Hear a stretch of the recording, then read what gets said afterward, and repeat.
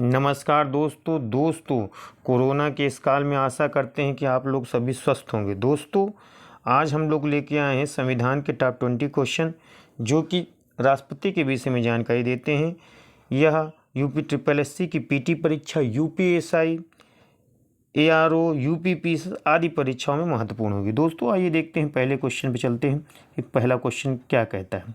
तो ध्यान दीजिएगा दोस्तों, पहला जो क्वेश्चन है, राष्ट्रपति के कार्यकाल की अवधि कितने वर्ष की होती है। तो राष्ट्रपति की कार्यकाल की जो अवधि होती है दोस्तों, वो 5 वर्ष की होती है। संविधान में कितने वर्ष की दी गई है पदावधि?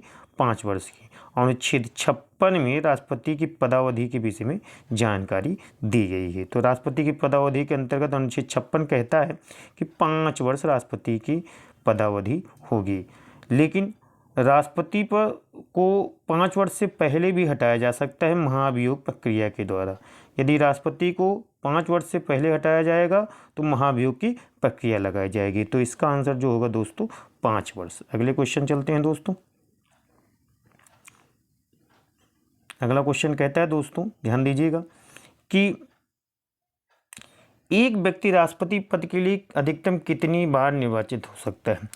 तो दोस्तों, भारत में एक ही व्यक्ति राष्ट्रपति पद के लिए कोई सीमा नहीं। दोस्तों, भारत में इसकी कोई सीमा नहीं है, एक व्यक्ति कई बार निर्वाचित हो सकता है, लेकिन अमेरिका में 2 बार, एक ही व्यक्ति 2 बार अमेरिका में निर्वाचित हो सकता है। ध्यान दीजिएगा दोस्तों, लेकिन भारत में ऐसी कोई सीमा नहीं दी गई है। अगले क्वेश्चन चलते हैं दोस्तों।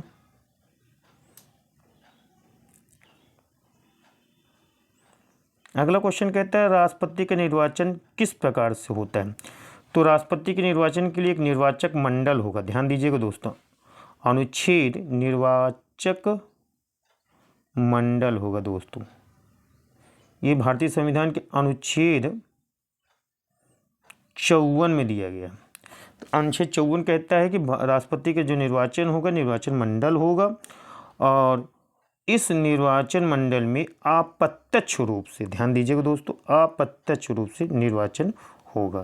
दोस्तों ध्यान दीजिए, तो निर्वाचन पद्धति जो है अनुच्छेद 55 कहती है दोस्तों, अनुच्छेद 55 कहती है, लेकिन निर्वाचक मंडल की बात करेंगे तो अनुच्छेद 54 कहेगा, जो अगले क्वेश्चन में है दोस्तों। तो तीसरे का आंसर हो जाएगा अप्रत्यक्ष रूप से। अगला क्वेश्चन चलते हैं दोस्तों। देखिए दोस्तों, अगला जो क्वेश्चन है वो निर्वाचक मंडल की बात करता है। राष्ट्रपति के निर्वाचन हेतु निर्वाचन मंडल के सदस्य कौन होते हैं। तो अनुच्छेद इसमें 54 होगा दोस्तों, अनुच्छेद इसमें 54 होगा दोस्तों, ध्यान दीजिएगा।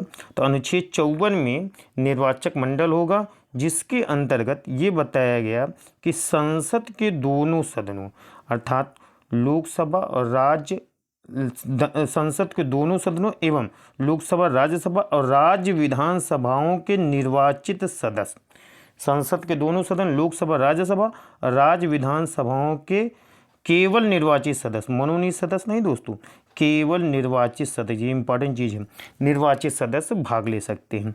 देखिए दोस्तों, केंद्र शासित प्रदेशों में अनुच्छेद क्या कहते हैं, संविधान संशोधन 71वें संविधान संशोधन के अनुसार दिल्ली और पांडिचेरी, दिल्ली और पांडुचेरी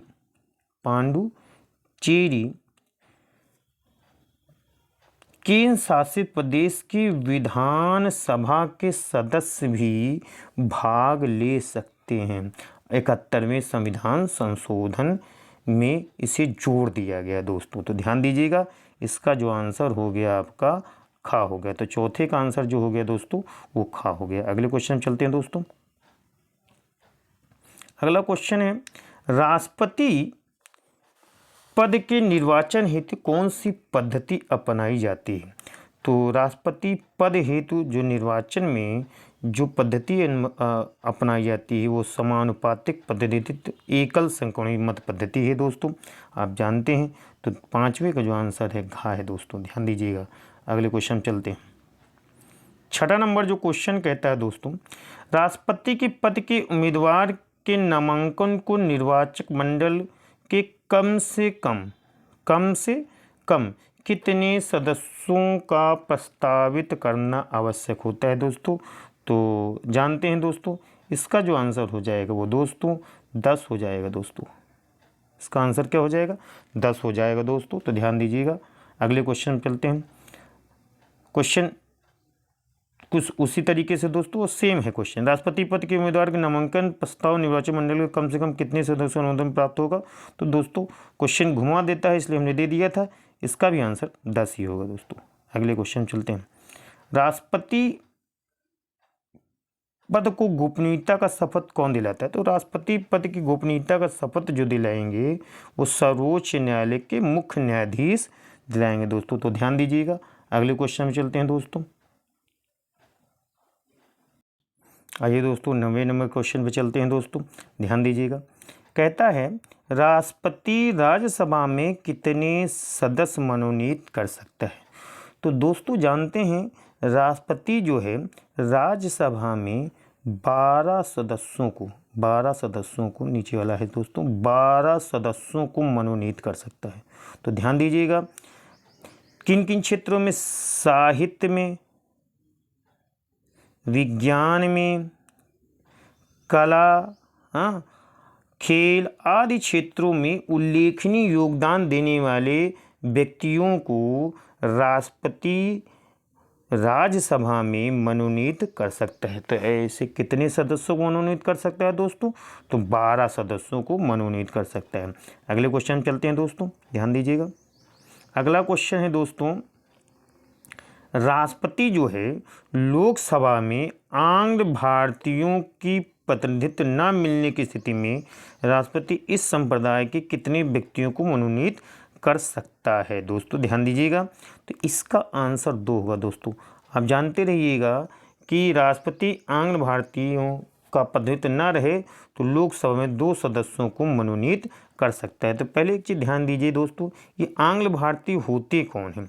तो आंग्ल भारतीय क्वेश्चन एक बार पूछा भी गया है, तो आप जान लीजिए आंग्ल भारतीय का अर्थ होता है ऐसे भारतीय जिनकी माता तो भारतीय होती हैं, जिनकी माता भारतीय होती हैं लेकिन पिता जो होते हैं वो विदेशी होते हैं। अर्थात कहने का मतलब ऐसे भारतीय जिनकी माता भारतीय इंडियन होंगी लेकिन पिता जो होंगे वो अंग्रेज या अन्य विदेशी। कहने का अर्थ है कि भारत में जब अंग्रेज आए तो उनसे उत्पन्न संतानों को हम लोग आंग्ल भारतीय कहते हैं दोस्तों। तो ध्यान दीजिएगा, लेकिन माताएं जो हैं वो भारतीय होंगी।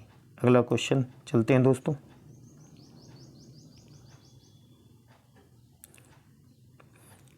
कहता है अगला क्वेश्चन है, संसद द्वारा पारित सभी विधेयकों को अधिनियम का दर्जा प्राप्त करने के लिए लगा राष्ट्रपति के हस्ताक्षर की आवश्यकता पड़ती है? तो देखिए दोस्तों ध्यान दीजिएगा, राष्ट्रपति के बिना हस्ताक्षर के कोई भी विधेयक पारित नहीं हो सकता। आप जानते हैं ये बहुत महत्वपूर्ण है। हाँ, आवश्यकता पड़ती है। तो 11 का आंसर हाँ है दोस्तों। अगला क्वेश्चन चलते हैं दोस्तों। कहता है अगला क्वेश्चन कि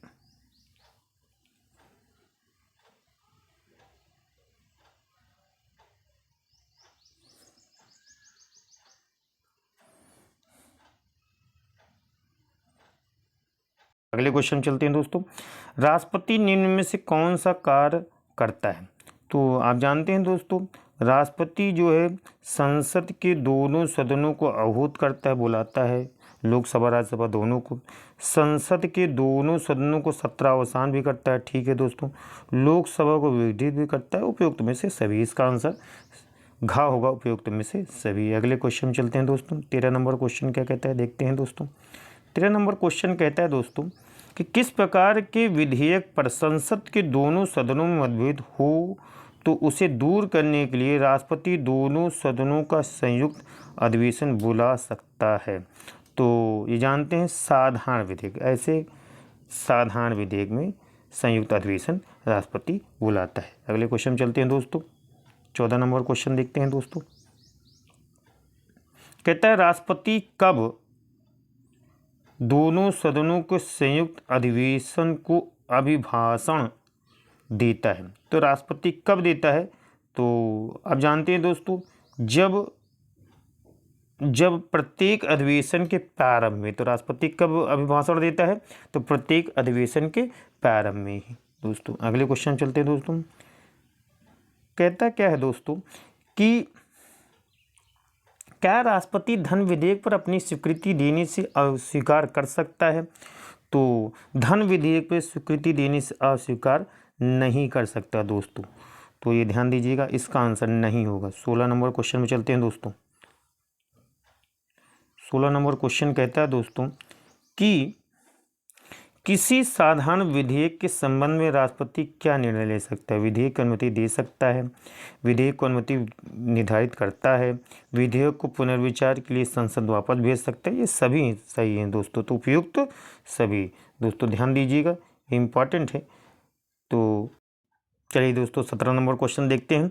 उपयुक्त समय सीमा के अभाव के कारण राष्ट्रपति जेबी वीटो शक्ति का प्रयोग कर सकता है। वर्ष 1986 में राष्ट्रपति ज्ञानी जेल सिंह ने इसका प्रयोग किया था। यह विधेयक कौन सा था? बहुत महत्वपूर्ण क्वेश्चन है दोस्तों, ये कई परीक्षाओं में पूछा गया है, तो आप जानते हैं इसके लिए। इसका आंसर है भारतीय डाकघर संशोधन विधेयक। तो ज्ञानी जेल सिंह ही थे जिन्होंने पहली बार जेबी वीटो पावर का प्रयोग किया और भारतीय डाकघर विधेयक प्रयोग क्या कहते हैं हटा दिया उपयुक्त सीमा के अभाव पर। ठीक है, तो ये आंसर है आपका भारतीय डाकघर संशोधन विधेयक। तो पहले 17 का आंसर है का। अगला क्वेश्चन चलते हैं दोस्तों।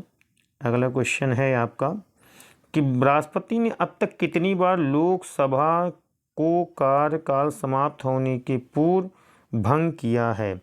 तो अब तक दोस्तों ये 5 बार, ऐसा 5 बार किया है दोस्तों। अगले क्वेश्चन चलते हैं दोस्तों। अगला क्वेश्चन है दोस्तों, संविधान के किस अनुच्छेद के अंतर्गत राष्ट्रपति अध्यादेश जारी कर सकता है? तो आप जानते हैं राष्ट्रपति अध्यादेश अनुच्छेद 123 के तहत। अब प्रश्न ये उठता है ये अध्यादेश है क्या? पहले अध्यादेश समझिए।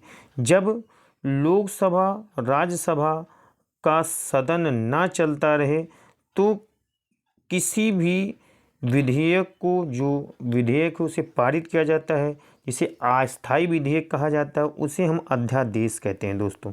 तो जो राष्ट्रपति है अनुच्छेद 123 के तहत संसद में और विधानमंडल में राज्यपाल 213 के तहत, अनुच्छेद 213 के तहत लागू कर सकता है। तो ध्यान दीजिएगा, ये दोनों क्वेश्चन पूछता है। राष्ट्रपति अनुच्छेद 123 के तहत अध्यादेश लागू कर सकते हैं और राज्यपाल 213 अनुच्छेद 213 के तहत। अगले क्वेश्चन चलते हैं दोस्तों। अगला क्वेश्चन है राष्ट्रपति किस स्थिति में अध्यादेश जारी कर सकता है? तो वही क्वेश्चन देखिए, अभी हमने आपको बताया जब संसद का अधिवेशन न चलता रहे, लोकसभा संसद का अधिवेशन ना चलता रहे, तो ये ध्यान दीजिएगा। तो ये आप इसका आंसर 20 का गा होगा दोस्तों। अगले क्वेश्चन चलते हैं। राष्ट्रपति निम्न से किस सूची के विषय में अध्यादेश जारी नहीं कर सकता? तो आप जानते हैं राष्ट्रपति जो है राज्य सूची के विषय में अध्यादेश जारी नहीं कर सकता। अगले क्वेश्चन चलते हैं दोस्तों। 22 नंबर क्वेश्चन क्या कहता है दोस्तों? कहता है राष्ट्रपति द्वारा जारी किया अध्यादेश क्या संसद पारित अधिनियम के समान प्रभावपूर्ण और शक्तिशाली होता है? तो ये क्वेश्चन जो पूछा गया है दोस्तों, इसका आंसर हाँ है, होता है। अगला क्वेश्चन चलते हैं दोस्तों। अंतिम क्वेश्चन है राष्ट्रपति द्वारा जारी अध्यादेश संसद के अगले अधिवेशन आरंभ होने के कितने दिनों पश्चात तक प्रभावित रह सकता है? तो 6 सप्ताह। तो ध्यान दीजिए, अस्थायी विधेयक होता है जानते हैं 6 सप्ताह। तो ये हैं महत्वपूर्ण क्वेश्चन दोस्तों राष्ट्रपति के विषय में। धन्यवाद दोस्तों।